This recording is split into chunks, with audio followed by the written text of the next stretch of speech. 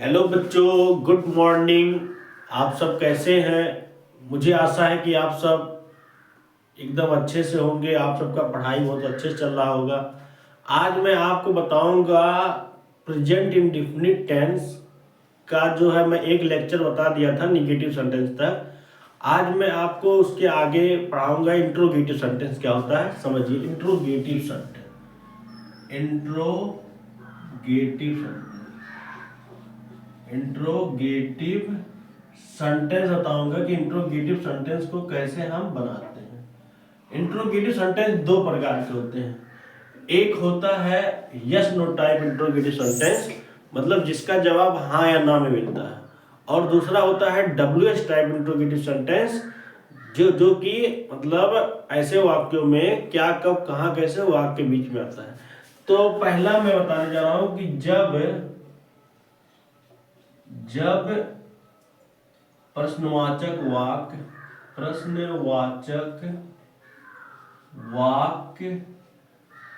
जब प्रश्नवाचक वाक्य क्या हो, क्या से आरंभ हो। जब प्रश्नवाचक वाक्य क्या से आरंभ हो, जब प्रश्नवाचक वाक्य क्या से आरंभ हो तब हम कैसे बनाएंगे। तो इसका रूल होगा, जब प्रश्नवाचक वाक्य कहाँ से आरंभ हो, क्या से आरंभ हो कि क्या आप खाना खाए, क्या आप खाना खाते हैं, क्या आप खेलने जाते हैं। तो इन सब वाक्यों में प्रश्नवाचक जो वाक्य आया है इसमें क्या से आरंभ हुआ है। तो इसको बनाने के लिए हम क्या करेंगे कि जब प्रश्नवाचक वाक्य क्या से आरंभ हो तो हम पहले क्या के लिए व्हाट का प्रयोग नहीं करते हैं। क्या के लिए हम या डू या डस का प्रयोग करते हैं प्रेजेंट इंडेफिनिट टेंस में। प्रेजेंट इंडेफिनिट टेंस में क्या करते हैं कि जब प्रश्नवाचक वाक्य क्या से आरंभ हो तो पहले हम क्या के लिए डू या डज लगाएंगे। इसके बाद हम सब्जेक्ट लिखेंगे।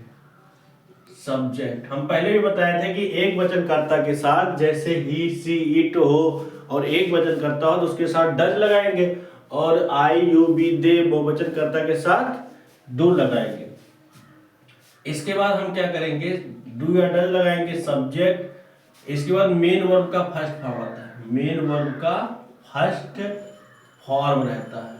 मेन वर्ब का फर्स्ट फॉर्म प्लस ऑब्जेक्ट रहता है, प्लस अदर वर्ड और लास्ट में प्रश्नवाचक चिन्ह।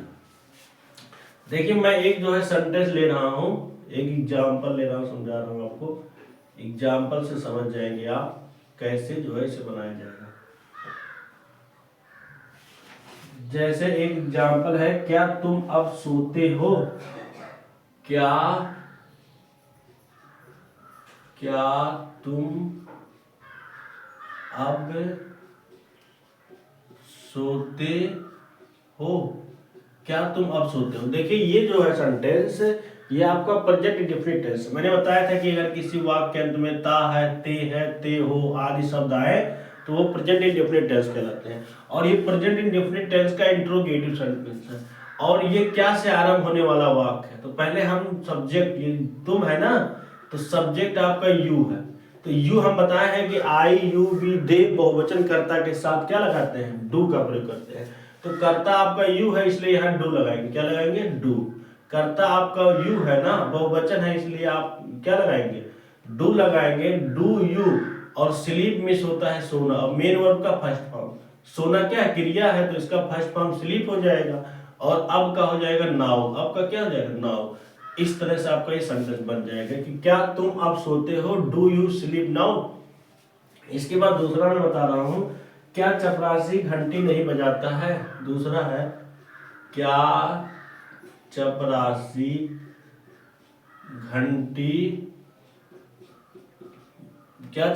घंटी बजाता है। क्या चपरासी घंटी बजाता है। तो देखिए, इसमें भी ये जो मतलब प्रेजेंट इंडेफिनिट टेंस है, ता है, आया है, और ये क्या से आरंभ हुआ है। तो मैं बताया हूं कि जब कोई भी present indefinite tense negative sentence हो, मतलब इंट्रोगेटिव में हो और क्या से आरंभ हो, तो पहले हम जो है सब्जेक्ट के अनुसार डू या डज लगाएंगे। तो सब्जेक्ट प्यून है, चपरासी है, तो हम क्या करेंगे, देखिए द प्यून मीन्स चपरासी। अब देखिए, चपरासी एक वचन है ना, इसलिए यहां हम लगाएंगे डज। क्या लगाएंगे, डज। कब, मतलब कर्ता के अनुसार ही डू डज लगाते हैं शुरू में। तो does the peon, ring means बजाना, रिंग, रिंग और मेन वर्ब बजाना है तो इसका फर्स्ट फॉर्म रहेगा रिंग, और उसके बाद लिख दीजिए द बेल, बेल मीन्स घंटी, ring the bell, bell means घंटी, लास्ट में प्रश्नवाचक चिन्ह। तो इस तरह से जब आपका प्रश्नवाचक वाक्य क्या से आरंभ हो तो पहले हम डू या डज लिखते हैं कर्ता के अनुसार, अगर कर्ता एक वचन है तो डज, अगर कर्ता बहुवचन है तो डू, उसके बाद मेन वर्ब का फर्स्ट फॉर्म, उसके बाद ऑब्जेक्ट, उसके बाद अदर वर्ड, लास्ट में प्रश्नवाचक चिन्ह, जैसा कि मैं 2 एग्जाम्पल से समझाया हूं। अब मैं इसके बाद बताऊंगा दूसरा है कि जब प्रश्नवाचक वाक्य क्या कब कहां कैसे, जब प्रश्नवाचक वाक्य में, दूसरा है जब प्रश्नवाचक वाक्य में क्या, जब प्रश्नवाचक वाक्य में क्या कब कहां कैसे आदि आदि प्रश्नवाचक शब्द, ये सब प्रश्नवाचक शब्द है, आदि प्रश्नवाचक शब्द वाक्य के बीच में आए, वाक्य के बीच में आए तब कैसे बनाया जाएगा, तब इसका रूल क्या है। जब ये सब क्या है वाक्य के बीच में आए तो इसे बनाने के लिए हम क्या करेंगे, थोड़ा सा इंक डाल देना, उसके बाद बता रहे हैं आपको।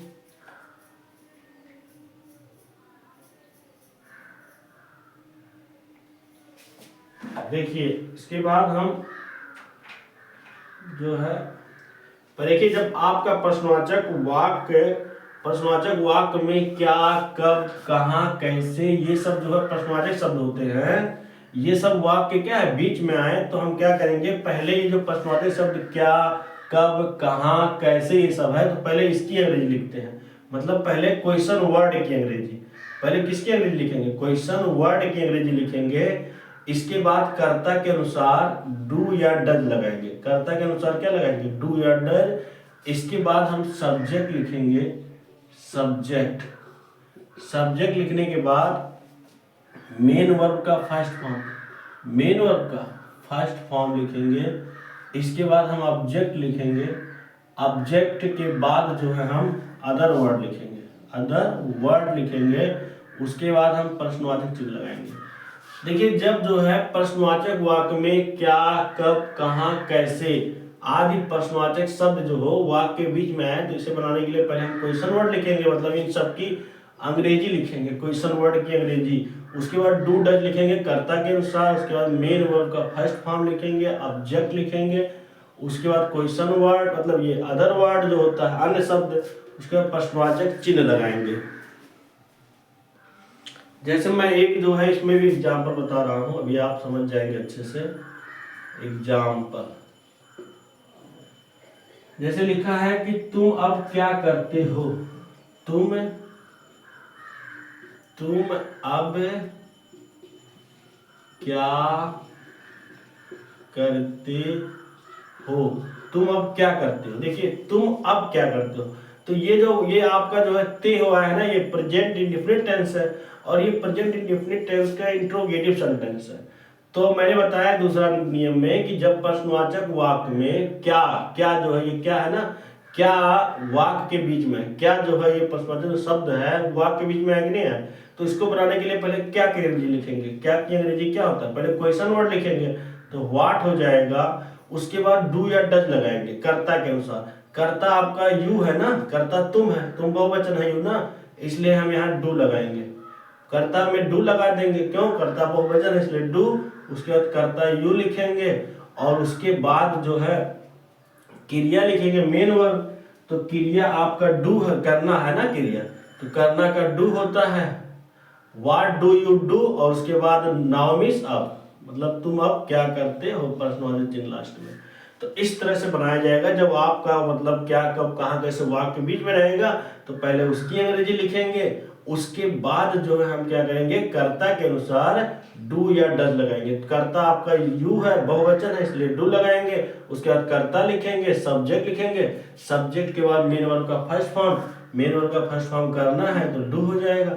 उसके बाद हम ऑब्जेक्ट लिखेंगे, ऑब्जेक्ट आपका जो है लास्ट में ये देखिए अब ये अदर वर्ड बचा है ना, अब नाउ लिखेंगे, उसके बाद प्रश्नवाचक चिन्ह लगा देंगे। तो मुझे उम्मीद है कि मैं ये जो बताया हूँ इंट्रोगेटिव सेंटेंस आपको अच्छे से आ गया होगा। और इसके बाद मैं कुछ और एग्जाम्पल आपको बताऊंगा, इसका स्क्रीनशॉट ले लीजिए। इसके बाद मैं अच्छा एग्जाम्पल लिख दे रहा हूँ और आपके सामने ही बनाऊंगा।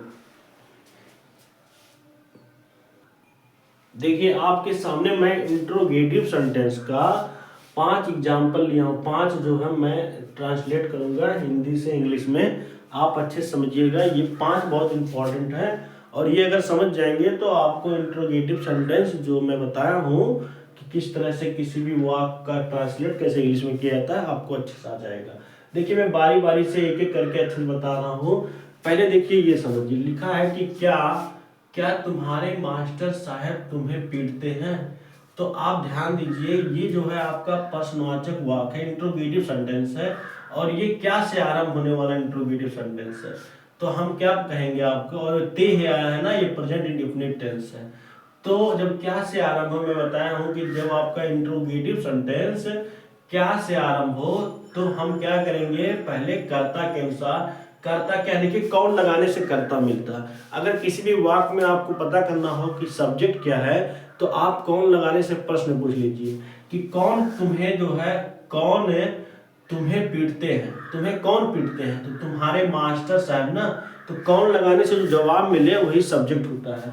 तो तुम्हारे मास्टर साहब जो ये है ये आपका जो है कर्ता है। तो इसी के अनुसार हमें जो है यहाँ पर हेल्पिंग वर्ब डू या डज लगाना है।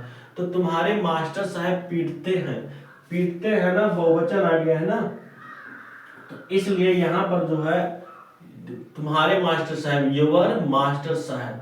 तो देखिए यहाँ पर जो है तुम्हारे मास्टर साहब है, यहाँ एक वचन है, जबकि ये पीटते हैं ये जो है ये बहुवचन है, लेकिन हमें कर्ता के अनुसार डू या डज लगाना है। तो तुम्हारे मास्टर साहब ये आपका एक वचन है, इसलिए यहाँ पर डज लगेगा, डज हो गया।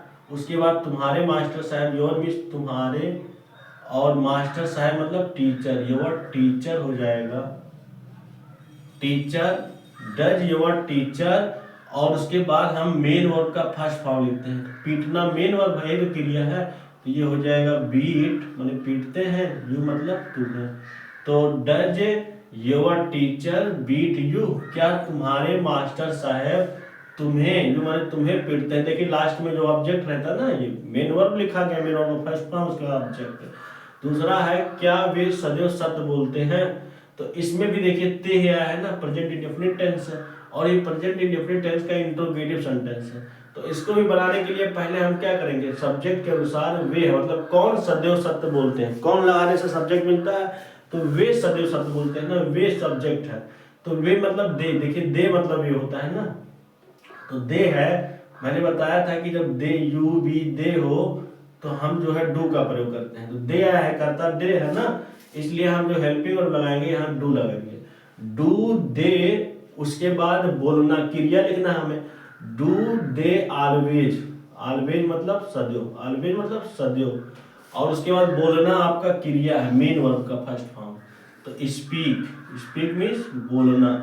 तो do they always speak the truth means सत्य, द ट्रूथ, ट्रूथ मीन्स सत्य, मतलब क्या वे सदैव, ऑलवेज मीन्स सदैव सत्य बोलते हैं।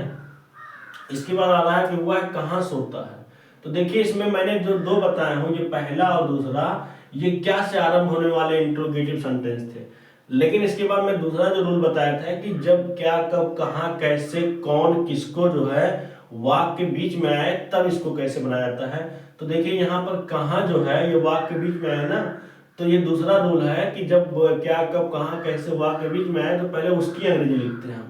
तो कहाँ की अंग्रेजी पहले लिखेंगे, वेयर, मतलब पहले क्वेश्चन वर्ड लिखेंगे, वेयर लिखेंगे, उसके बाद कर्ता सब्जेक्ट के अनुसार डू या डज लगाएंगे। तो कर्ता जो है ही है ना, एक वचन है ना, इसलिए यहाँ पर डज लगेगा, वेयर डज ही। और सोना का हो गया sleep, where does he sleep, मतलब वह कहाँ सोता है। इसके बाद दूसरा है कि तुम्हें अब कौन बुलाता है। तो तुम्हें अब कौन बुलाता है, देखिए इसमें कौन जो प्रश्नवाचक शब्द वाक्य के बीच में है, और मैंने बताया था कि कौन लगाने से ही सब्जेक्ट मिलता है। तो ये आपका जो कौन है ना, ये सब्जेक्ट है अपने आप में। तो ये मान लीजिए आप ये इस क्वेश्चन को जो ये जो मतलब ये सेंटेंस है, ये आपका इंट्रोगेटिव नहीं माना जाएगा, क्योंकि कौन लगाने सब्जेक्ट मिलता है। तो ये आपका भले ही इंट्रोगेटिव सेंटेंस चिन्ह लगा है, लेकिन इसको हम जो है अफर्मेटिव के रूल से बनाएंगे। तो कौन लगाने से सब्जेक्ट मिलता है, तो ये कौन इसमें सब्जेक्ट ही है। तो कौन का हो जाएगा हु, कौन का क्या हो जाएगा हु, और हु के बाद जो है हम बुलाना, बुलाना आप कॉल कर दीजिए, तुम्हें कौन बुलाता है, तो हु हो जाएगा और बुलाना का हो जाएगा कॉल। देखिए सब्जेक्ट लिखा जाता है और उसके बाद कौन लगाना, देखिए कॉल्स रहेगा, क्योंकि इसे अफर्मेटिव सेंटेंस के रूल से बनाएंगे। हु मतलब कौन, इसे एक वचन माना जाता है, और एक वचन कर्ता के साथ अफर्मेटिव सेंटेंस का रूल है कि पेन वर्ब में यस या यस जोड़ते हैं। तो हु कॉल्स यू, यू मतलब तुम्हें, नाउ मीन्स अब, तुम्हें अब कौन बुलाता है, तो हु कॉल्स यू नाउ। इसके बाद आ रहा है वह किसकी पुस्तक पढ़ता है। देखिए वह किसकी पुस्तक पढ़ता है। तो एक रूल और है कि अगर वाक्य में इंट्रोगेटिव सेंटेंस में किसकी किसको आए, तो उसके साथ जो नाउन रहते हैं, ये देखिए पुस्तक नाउन है ना, तो अगर किसकी किसको आए तो उसके साथ जो नाउन रहते हैं उसको भी साथ में लेके बनाया जाता है। तो वह किसकी पुस्तक पढ़ते हैं, तो हुज बुक्स रहे, हुज बुक मतलब किसकी किसको के साथ जो नाउन आते हैं, जो संज्ञा आता है, उसकी भी अंग्रेजी साथ में लिखा जाता है। तो आप इसे लिख सकते हैं कि वह किसकी पुस्तक पढ़ता है, तो हुज बुक्स, हुज हुज मतलब किसकी हो जाएगा, और इसके साथ जो नाउन है उसको भी लिखेंगे हुज बुक, और उसके बाद जो है हुज बुक हो जाएगा, और उसके बाद कर्ता के अनुसार डू या डज लगाएंगे। हुज बुक हो गया, कर्ता वह है, मतलब एक वचन है इसलिए डज लगाएंगे, हुज बुक डज ही, और पढ़ना का होता है रीड, रीड हो जाएगा, तो whose book does he read. समझ में आया। तो मुझे उम्मीद है कि आपको ये इंट्रोगेटिव सेंटेंस अच्छे समझ में आ गया होगा। अब मैं इसके बाद जो है आपको नेक्स्ट अगले जो है लेक्चर में बताऊंगा, और आप इसका स्क्रीनशॉट ले लीजिए। थैंक यू सो मच आप सभी को। मेरा चैनल जरूर आप सब सब्सक्राइब करिएगा, लाइक करिएगा, शेयर करिएगा, जिससे कि और मतलब बाकी बच्चों को भी बताइए, और जिससे सभी लोग जुड़े और अच्छा आपको नॉलेज मिले, और आपके जो मतलब नॉलेज ज्ञान है और आपका ज्ञान और बढ़ता रहे। बस इसी के साथ मैं आप सभी को बहुत बहुत धन्यवाद करता हूँ।